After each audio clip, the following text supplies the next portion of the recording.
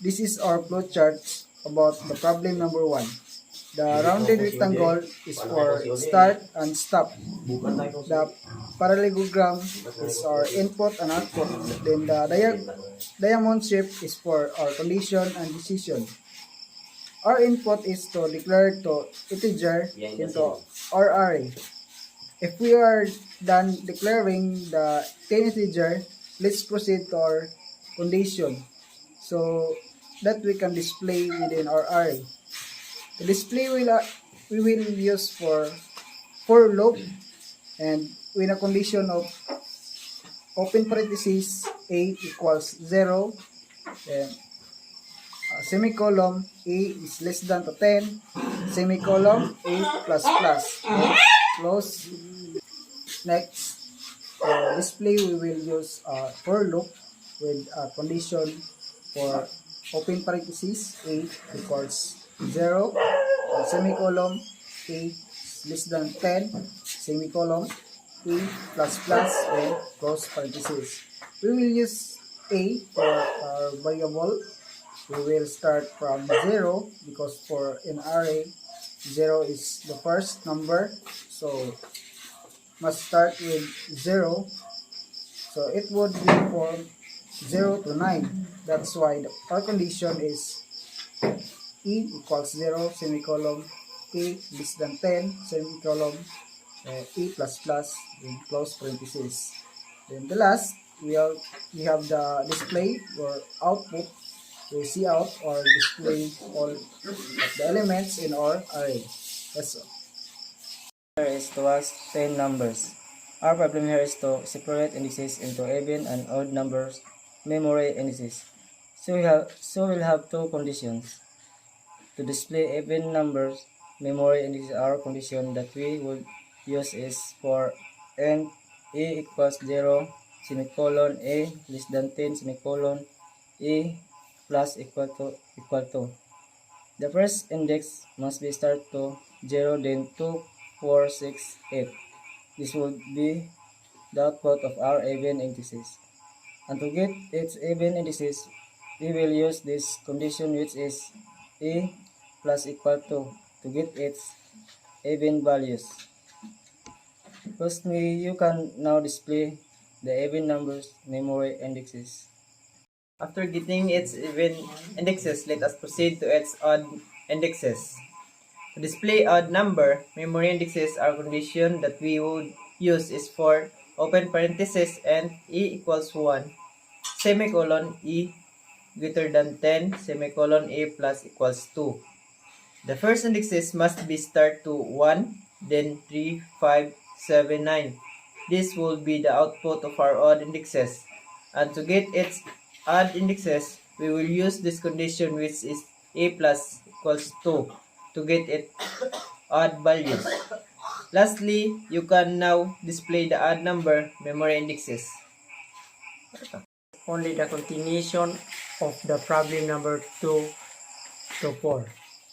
But here is not its indexes but the elements inside our array. So our input here is we need the 10 elements that was already given in the problem number 2. Our condition to be used is for open and close bracket and a equals to 0, a less than to 10, a plus plus. So what our indexes would start to 0. Total there are 10 elements. Our loop will end in 9. In order to display all even and odd values inside the array, then process would use an if open and close parenthesis array open and close brace a modulus to 2 equals to 0. Array open and close brace a, here is the name of our array with a variables. The modulus 2 equals to 0. We use modulus to read the remainder and divisible by 2. But most have no remainder, so By this process, we can now get the even values inside our array.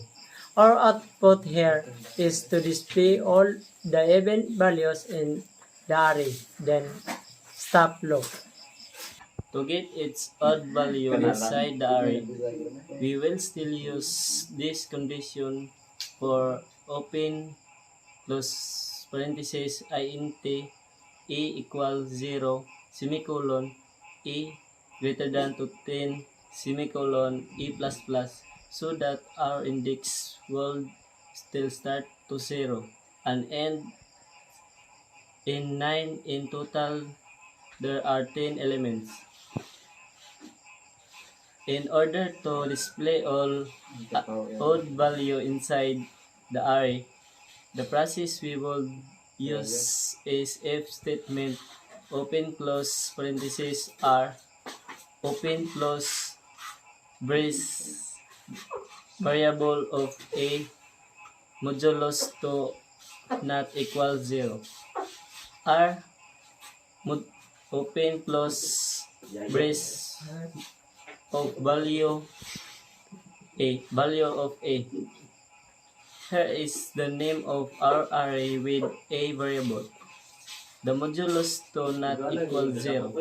We use modulus to read the remainder and divisible by 2.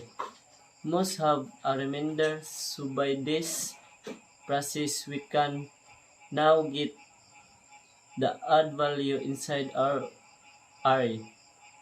Our output here is the display all the odd value in the array, then stop loop. In problem 7 to 8, we will find the highest and the lowest elements in array. To execute the highest elements, using for loops and initializing the elements r as 0. The elements now is the highest or h. If the highest or h is less than r, open and close brace r, then the value of r open close brace r is assigned to the highest or h. R is incremented in every iteration. The loop continues till r is less than 10. Similarly, for lowest elements, the value of r open and close brace is 0, assigned to the lowest or L. Using for loops, the lowest elements is assigned to lowest or L. Then the result will be printed. Thank you.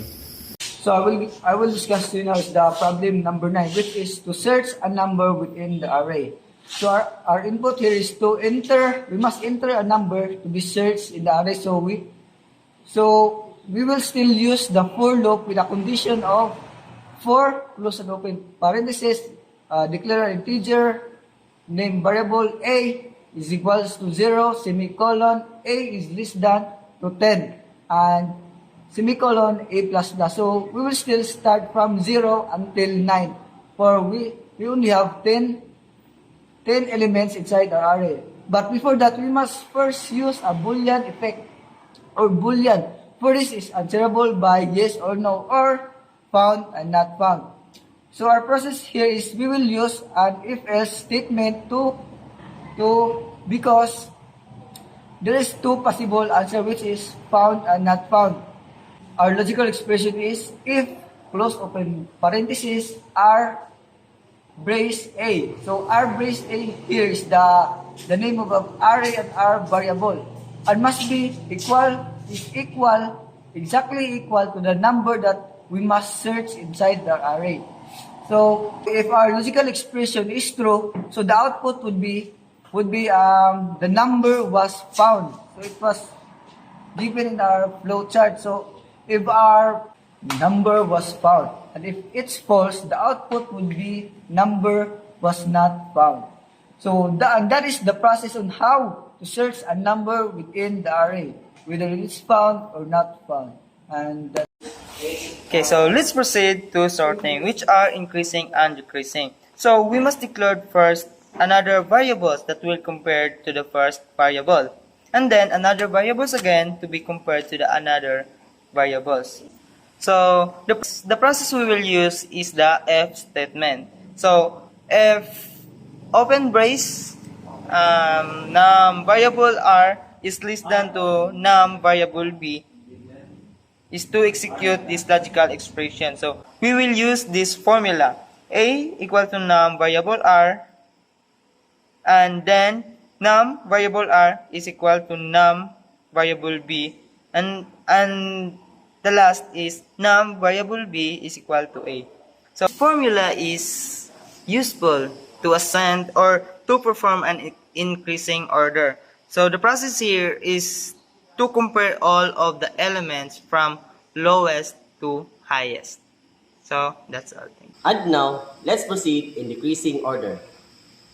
It's same process to the increasing order but differ in the process, which is in the increasing order, the variable r must be less than to the variable b, but in the decreasing order, num r must be greater than num b. To execute this logical expression, we will still use this same formula: a equals num open and close brace r semicolon, then num open and close brace r equals num open and close brace b semicolon, and num open and close brace b equals a semicolon. This formula is useful in order to descend or to perform an decreasing order. So the process there is compare all of the elements from highest to lowest.